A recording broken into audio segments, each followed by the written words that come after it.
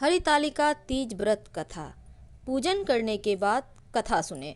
सूत जी कहते हैं, मंदार की माला से जिन पार्वती जी का केश पास अलंकृत है और मुंडों की माला से जिन शिव जी की जटा अलंकृत है, जो पार्वती जी दिव्य वस्त्र धारण की हैं और जो शिव जी दिगंबर हैं, ऐसी श्री पार्वती जी तथा श्री शिव जी को प्रणाम करती हूँ।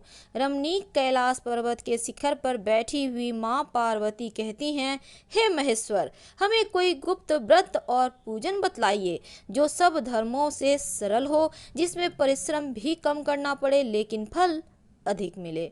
हे नाथ, यदि आप मुझ पर प्रसन्न हैं तो ऐसा विधान बताइए। हे प्रभु, किस तप, व्रत, दान आदि से मध्य और अंत रहित आप जैसा महाप्रभु हमको प्राप्त हुए हैं।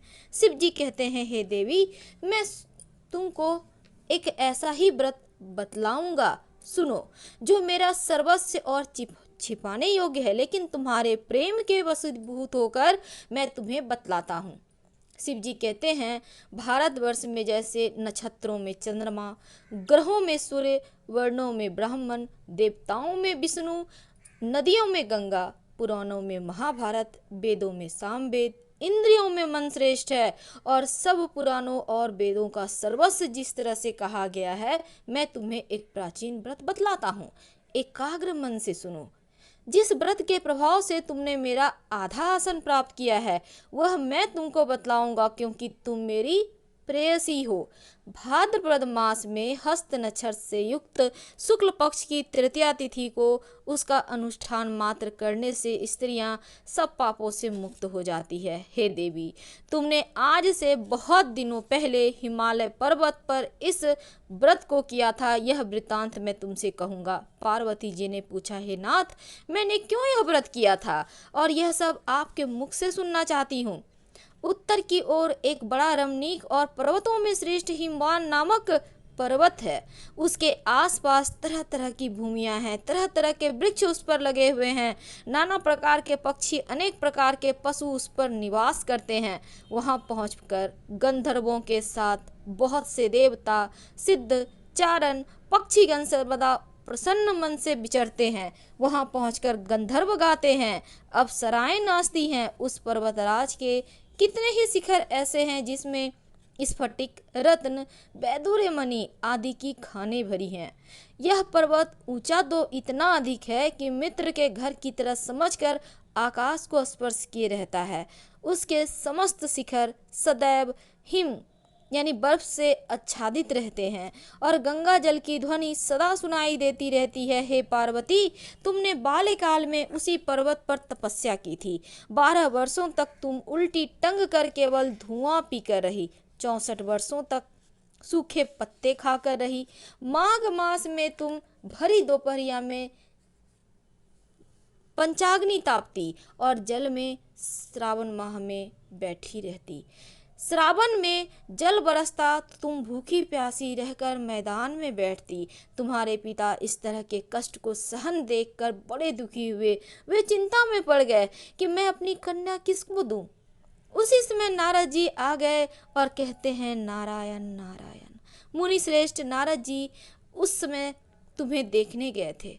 नारद जी को देखकर गिरि ने अर्ध, पाद्य, आसन आदि देकर उनकी पूजा की और कहा कि हे स्वामिन, आप किस लिए आए हैं? मेरा अहोभाग्य है, आपका आगमन मेरे लिए अच्छा है। नारद जी कहते हैं, नारायण नारायण, हे पर्वतराज सुनो, मैं भगवान विष्णु का भेजा हुआ आपके पास आया हूँ। आपको चाहिए कि यह योग्य कन्या रत्न किसी योग्य वर को दें। भगवान विष्णु के समान योग्य वर ब्रह्मा, इंद्र, शिव जी, इनमें से कोई नहीं है। इसलिए मैं यही कहूँगा कि आप अपनी कन्या भगवान विष्णु को ही देवें। हिमवान ने कहा, भगवान विष्णु स्वयं मेरी कन्या ले रहे हैं और आप यह संदेश लेकर आए हैं, तो मैं उन्हें अपनी कन्या दूंगा। अब हिमवान की इतनी बात सुनकर मुनिराज नारद आकाश में विलीन हो गए। वे पीताम्बर, शंख, चक्र और गदाधारी भगवान विष्णु के पास पहुँचे। वहाँ हाथ जोड़कर नारद जी ने भगवान विष्णु से कहा, हे देव, सुनिए, मैंने आपका विवाह पक्का करा दिया। उधर हिमवान ने पार्वती जी के पास जाकर कहा, हे पुत्री, मैंने तुम्हें भगवान विष्णु को दे डाली। अब पिता की बात सुनकर तुम बिना उत्तर दिए अपने सखी के घर चली गई। वहीं जमीन पर पड़कर तुम बड़ी दुखी हुई विलाप करने लगी, और तुमको इस प्रकार विलाप करती हुई देखकर सखी कहती हैं, तुम क्यों इतनी दुखी हो? इसका कारण तो बतलाओ।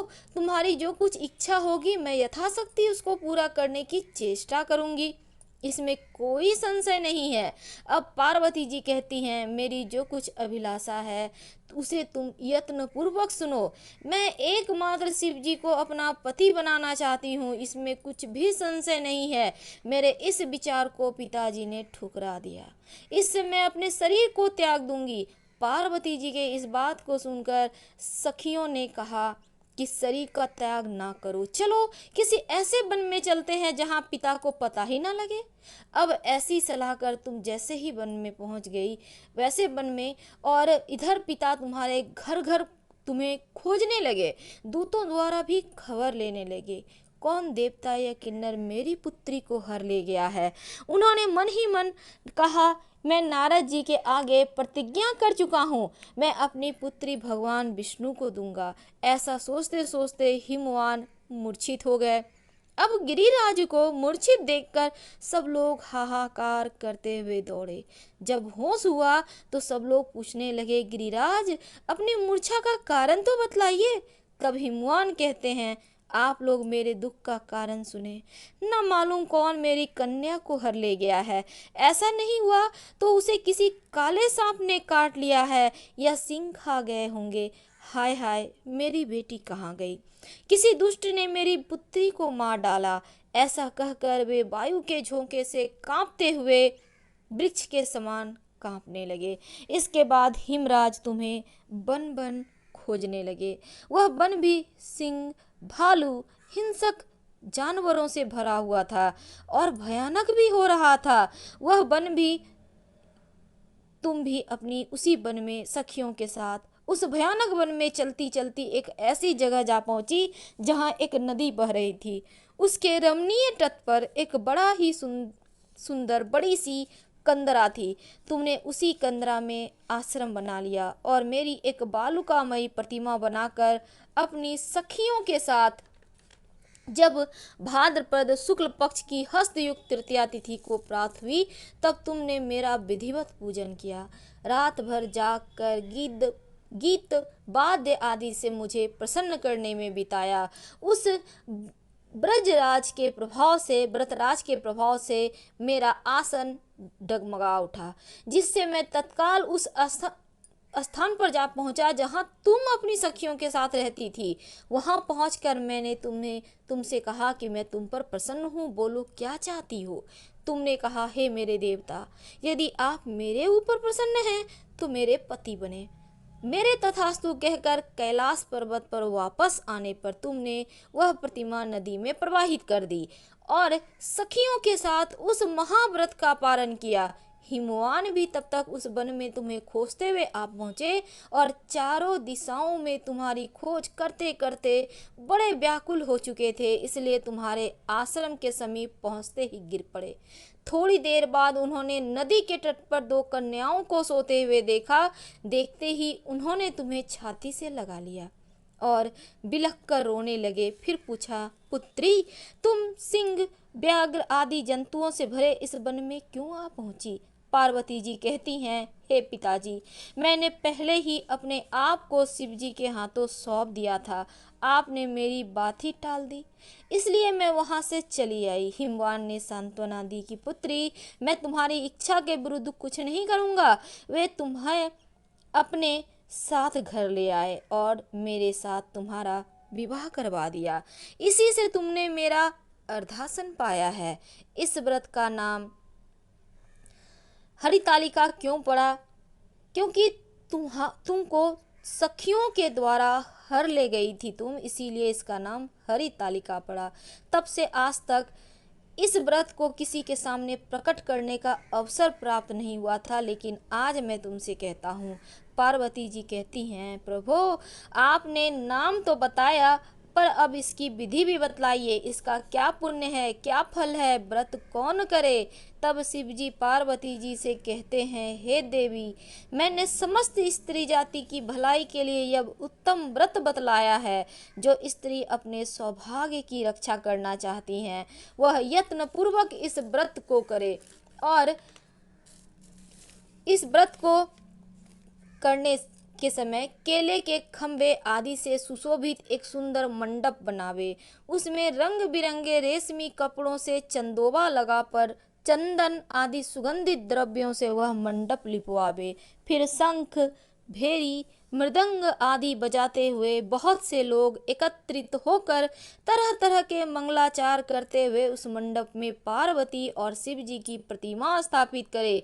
उस रोज दिन भर उपवास कर बहुत से सुगंधित पुष्प, सुगंध, मनोहर धूप, नाना प्रकार के नैवेद्य आदि एकत्रित कर मेरी पूजा करे और रात भर जागरण करे। ऊपर जो जो वस्तुएं गिनाई गई है, इसके अतिरिक्त नारियल, सुपारी, जाम्बरी, नींबू, लौंग, अनार, नारंगी आदि जो जो फल प्राप्त हो सके उन्हें इकट्ठा कर ले। उस ऋतु में जो फल फूल मिल सके विशेष रूप से रखे। इसके बाद धूप दीप आदि से पूजन कर प्रार्थना करे, हे शिवे, शिव रूपिणी, हे मंगले, सब अर्थों को देने वाली हे देवी, हे शिव रूपे आपको नमस्कार है। हे शिव रूपे आपको सदा के लिए नमस्कार है। हे ब्रह्म रूपिणी आपको नमस्कार है। हे जगदात्री आपको नमस्कार है। हे सिंहवाहिनी, संसार के भय से भयभीत मुझ दीन की रक्षा करें। इस कामना की पूर्ति के लिए मैंने आपकी पूजा की है। हे पार्वती, मुझे राज्य और सौभाग्य दें, मुझ पर प्रसन्न होवे। इन्हीं मंत्रों से माँ पार्वती और शिव जी की स्तुति करें और तदंतर विधि पूर्वक कथा सुने। ब्राह्मणों को वस्त्र, गौ, स्वर्ण आदि देवे। इस तरह एक चित्त होकर स्त्री पुरुष दोनों एक साथ पूजन करें। फिर वस्त्र आदि जो कुछ हो सके उसका संकल्प करें। और हे देवी, जो स्त्री इस प्रकार पूजन करती हैं वह सब पापों से छूट जाती हैं, उसे 7 जन्म तक सुख सौभाग्य प्राप्त होता है। जो स्त्री तृतीया तिथि का व्रत ना कर सके और ना कर अन्न भक्षण करती हैं वह 7 जन्म तक बंध्या रहती हैं और उसको बार बार विधवा होना पड़ता है। वह सदा दरिद्र, पुत्र शोक से शोकाकुल, स्वभाव से लड़ाकी, सदा दुख भोगने वाली होती हैं और उपवास ना करने वाली स्त्री अंत में घोर नरक में जाती हैं। मांसाहार करने से बाघिन होती हैं, दही खाने से बिल्ली होती हैं, मिठाई खाने से चींटी और कुछ ना खाने से मक्खी होती है। तीज को अन्न खाने से सूकरी होती है, फल खाने से बंदरिया होती है, पानी पीने से जोंक होती है, दूध पीने से सापिन होती है और उस रोज सोने से अजगरी होती है, पति को धोखा देने से मुर्गी होती है। इसीलिए सभी स्त्रियां व्रत जरूर करें। दूसरे दिन स्वर्ण, चांदी, तांबा अथवा बांस के पात्र में अन्न भरकर ब्राह्मण को दान देवें और पार ना करें। जो स्त्री इस प्रकार व्रत रखती हैं वे मेरे समान पति पाती हैं और जब वह मरने लगती हैं तब तुम्हारे समान उसका रूप हो जाता है। उसे सब प्रकार के सांसारिक सुख और सायुज्य मुक्ति मिल जाती है। इस हरितालिका व्रत कथा मात्र सुन लेने से प्राणी को 1000 अश्वमेघ और सैकड़ों वाजपेय यज्ञ के इतना फल मिलता है। हे देवी, मैंने यह सब व्रतों में उत्तम व्रत बतलाया जिसके करने से प्राणी सब पापों से छूट जाते हैं, इसमें कुछ भी संशय नहीं। व्रत कथा के बाद आरती जरूर करें। वीडियो पसंद आए तब लाइक कर सब्सक्राइब करें, अपनों से शेयर करें और कमेंट में हर हर महादेव जरूर लिखें। धन्यवाद।